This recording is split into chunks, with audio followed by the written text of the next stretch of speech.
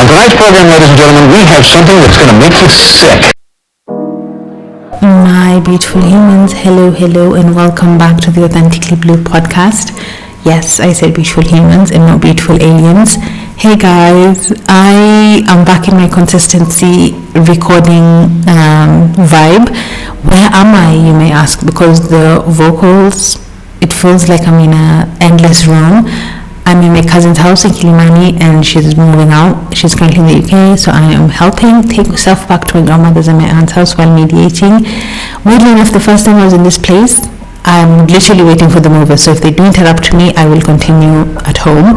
But the first time I was in this house, not this house, but this apartment complex, was 2023, I believe, and I met a mutual friend of theirs, so my aunt and my cousin, and that lovely human being helped me romanticize my life in more ways than one. She's very calm, very chill, so it's kind of full circle that I'm doing this right above her house, which is crazy. But in today's episode, I'm talking all about romanticizing your life, and I have broken this down into different aspects. I think romanticizing your life is very important. I think there's moments we feel unworthy, we don't want to, or we just don't know how to, or find it cringe. But personally, some of the ways, if you're a frequent listener, that I do this is say, live your life for the plot. Do it for the plot. Make it adventurous, make it fun, make it exciting. Because generally, at the end of the day, all you really have is yourself and your mindset, which I think is very important. Before I dive in, it is currently 9:11 a.m. and 7:11 a.m. in the UK, and thank you for joining me. As I mentioned, it all starts with your mindset. You need to see yourself as worthy of gentleness, attention, and beauty, no matter what your circumstance is, which isn't a really easy thing to say, but I think it's very important for people to know and do this and practice it despite the difficulty. You need to create small pockets of joy and meaning in this freaking chaotic world we live in, because let me say this out loud and clear, romanticizing your life actually matters. And if anyone thinks it's cringe or childish, they're missing the point. Being able to romanticize your life is often known as, or perceived, I would say, as being narcissistic or even girl-coded. Like, you see these people on Instagram or TikTok, it's become a trend. Like, people feel like it's fake happiness and it's not about being intentional. But the point is about being intentional. It's about thinking of things that are deeper than the aesthetics that you're living. It's about choosing to see meaning in your life. Romanticizing your life is not pretending life is perfect, because that's how it feels when you're doing it just for aesthetic. It's treating your life like your existence, like it matters. It's romanticizing and enjoying the mundane things of life, where genuinely joy should be coming from. I thought of two people right now as I was saying that. My uncle, shout out to you, Abdi Karim.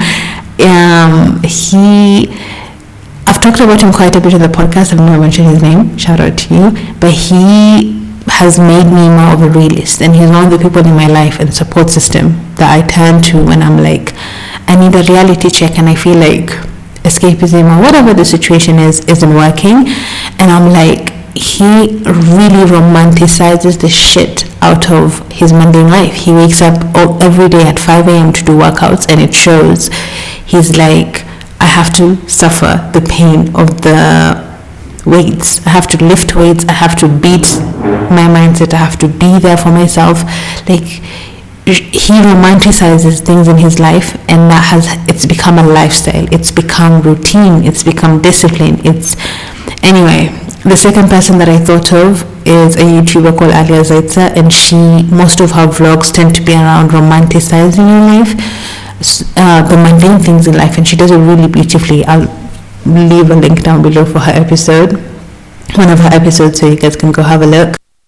When I think of these two people that I just mentioned, I think about how they reclaim agency of their life, how they reclaim control, how they're basically saying romanticizing your life means I deserve beauty even if no one sees it. I deserve joy even if I'm healing, and I deserve softness even when the world tells me to be hard.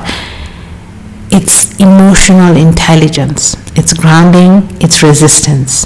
It's not pretending life is perfect. It's just giving beauty to the mundane, day-to-day things that you generally have to do for the rest of your life. If you really do think about it, that's crazy.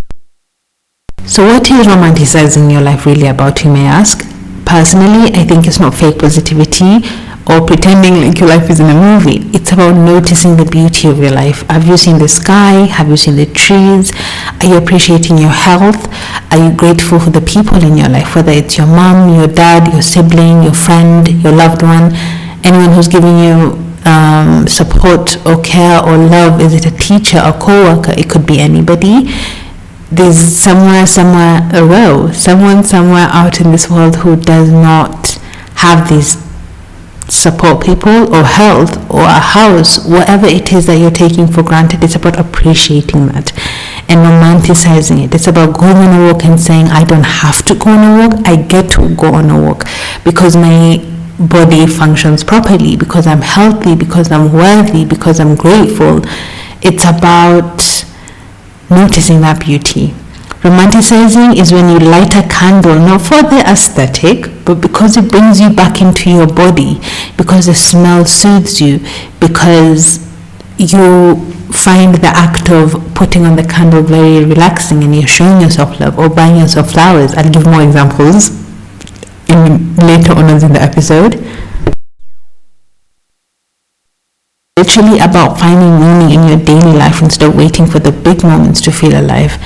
There's this famous Pinterest quote, I think it's Pinterest or Reddit, I've seen it on, where it says, don't wait for a fancy occasion to wear that dress or use that utensils or tell your loved ones you love them. Like, life is way too short. I was having kind of like an argument with someone recently, and they were like, as you always say, life is short. And I was like, bruh, why do you have to do that to me right now? Like, the way you phrased it is very much like you're taunting me in a way. But guys, I'm not taunting you, I promise. That's why that came to mind. I'm genuinely just saying it's about finding meaning in your life and not waiting for big moments to feel alive. I also saw a TikTok yesterday of somebody, like two friends here in Nairobi, going to go try on wedding dresses that I think they picked two that they wanted, and one where I don't know if they picked it for each other or themselves, and then they both get to pick which dress looks best on them, which I find really, really cute. Romanticizing your life isn't a trend, and I know I mentioned TikTok and Pinterest. It's a coping mechanism. In a world that's overwhelming, romanticizing helps us find our presence, our gratitude. And I'm huge on mental health on this podcast, and I talk about it quite a bit, and it does link to mental health if you think about it. It helps you not feel invisible, avoid burnout, stop being emotionally numb. Romanticizing your life disrupts all these feelings. It helps with anxiety. You literally slow down in the moment. It helps with numbness. It counters this by engaging your senses and your heart and forcing you to be present in the moment. It improves your self-worth because it's proof you believe you matter. And if you are listening to this and you're like, what? You matter. I think some people, words of affirmation is their way, or some people just need to hear. Even if you haven't heard this in a while, you matter, my beautiful alien. You matter. If you're new here, you're like, why does she keep saying beautiful alien? It's like a ongoing joke that I have, that I call people beautiful alien, because I used to say, hey guys, hello, and welcome back to the beautiful, welcome back my beautiful humans. And my brother was like, why didn't you say alien? So it became an ongoing joke. But yes, you, my beautiful alien, matter, and you are worthy of romanticizing your life. Romanticizing your life also helps with being consistent and having discipline. And I think the ritual of being consistent is very healing. Like I mentioned earlier, my uncle would be like, he wakes up and works out even when he doesn't want to, and when he's sick, and when he's unwell. Come rain or sunshine, unless he's really unable to, he will show up on that. He will find beauty in the workout, and I think there's a lot of healing in it. Also living in a time where grind culture and doom scroll, we're living in a time where grind culture, doom scrolling, We are living in a time where grind culture, doom scrolling, and constant crisis in this world is happening around us, where people feel stuck, overwhelmed, invisible, and romanticizing the gentle rebellion of you saying, "I choose joy anyway." The world wants you to run. Romanticizing says, "Pause. Notice the light coming through the curtain. You are alive." I just find that really beautiful. It's like when I'm like right now, I was in a taxi and came here to this house from home, and I was literally just looking out the window thinking it's 7 a.m. But the road is so still, the air is so crisp, the buildings look so beautiful in the light, because I've been doing a lot of night drives lately, which is also just as beautiful, but it's interesting seeing the contrast. So yeah, I think there's a lot of beauty in romanticizing your life and finding rituals. These rituals can help you regulate your nervous system. It helps you affirm your identity and create rhythm when life feels chaotic. When I said rhythm, I immediately thought of like a movie, like a dance where you like dance into the rhythm of life. You know what I mean? That feels movie-like, and who cares? You can act like you are the main character of your life, you guys. It's you as the main character, and other people are supporting characters. Your joy is an extra. It is freaking essential. And I think right now, living in a time where there's so much insanity happening in the world, so much unfortunate events, so many crazy things happening, so many wars, so many genocides, so many wildfire things, so many injustice. There's someone who I follow on Instagram and love her podcast. Shout out Sophia Bush. I've talked about you quite a bit on the podcast, but I must say, listening to her podcast Work in Progress really puts into perspective how you find the balance between showing up and being an activist and being really open while simultaneously trying to find joy in your life, because it really does get fucking overwhelming. Like, it's kind of crazy. So if you want someone to go turn to, if you're stressed out or need some help with finding that balance, I think Sophia Bush does it really well. And I know she's human and she's very authentic about how she feels and how stressful it can get, but I really admire you, Sophia Bush, and I love that for you.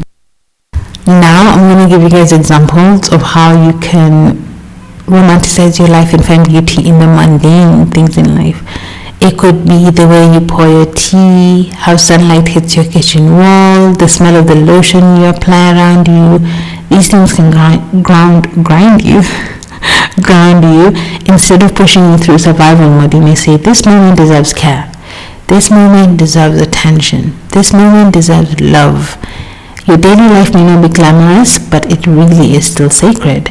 It could also be lighting a candle before journaling, or walking like you're in a film, or saying no to burnout. It could be candles, creating playlists, enjoying your outfit, figuring out your outfit. It could be talking to yourself in the mirror. Doing these things allows you to reclaim your rhythm and joy in a world that demands hustle. It's not delusional, it's defiant. Choosing joy is a radical act, an act of self-love. Romanticizing your life isn't fake. I know I keep saying this, but I think so many people do feel like romanticizing your life is fake and frustrating and annoying, but I'm just telling you, it is not. These aren't just vibes. They're ways of telling your body, your spirit, we're safe, we're allowed to enjoy this. I'm going to give you guys more examples of ways you can romanticize your life. I would say dressing cute even when no one sees you, or dressing comfortably and what you want to wear. Making playlists that match your moods. I absolutely devour this one and I love doing it a lot. Watching the sunset like it's a personal performance is another one. Talking to yourself with tenderness. Give your day a theme song. Ooh, this one's interesting. I don't think I would be good at that because that's kind of crazy. Would it be morning or evening? Buy fresh flowers for yourself, no reason. I do that often. Walk like you're in a coming of age film, but I would never do that. But hey ho, that's a way of romanticizing your life. Start narrating your life in your head like it's a story. That's a challenge. I think I do that from time to time, but I fall off. treating your morning like a ritual, not a rush, making tea or putting lips gloss on before a walk, dancing while cleaning. I tend to do these last ones that I mentioned. You could listen to lo-fi music while washing dishes like it's a movie. You could journal in the candlelight, sitting on your bed like it's a throne. You can talk to yourself sweetly even when you're feeling low. You can wear earrings or dress nicely just to go to the shop nearby and feel good. Or you can put makeup in the house. I think many girls do that. Personally, the one that I would say I have done is I've started treating my skincare routine like a love letter to my future self. When I tell you I have been so consistent with my skincare that every single person around me, even the guys in my life and my uncles and family members are like, your skin's really glowing. My own grandmother asks me, what have you been applying? And very soon I'm working on a brand deal. I'm working on a brand deal with them and hopefully it works out. But whatever it is that you're focusing on in your life, you can romanticize that and make it better. You're not delusional for finding joy in ordinary things. You're not shallow for creating a vibe when your life feels messy. You're not doing too much. You're doing what it feels like to be human again. It may be small, but it all adds up. Suddenly, it makes you feel like your life is yours. My challenge to you, my beautiful aliens, is romanticizing one boring moment this week. Turn making coffee into a ritual. Narrate your commute like it's a coming-of-age film. Look in the mirror and wink at yourself. Your life doesn't have to look like a Pinterest board, but if it feels sacred to you, that's enough. I am encouraging you to reclaim softness and presence in your day-to-day life. Isn't that delusional, you may ask? No. Delusion is living your life waiting for someday. Isn't that just being aesthetic? You may ask again. No, aesthetics are tools, not the point. Another person may wonder, what if my life is too hard right now? That's exactly where romanticizing your life matters. You, my beautiful human, are worthy of beauty, even in the most ordinary days. Some of my favorite affirmations I wanted to share with you guys before I wrap up is, I deserve to feel joy even on my quiet days. My daily life is worthy of love, beauty, and attention. I will not wait for the weekend or success of a partner to feel alive. I choose life right now. My question to you, if your life was a film right now, what kind of main character would you be today? Until next time, stay well, stay soft, and stay blue. Bye, my beautiful aliens.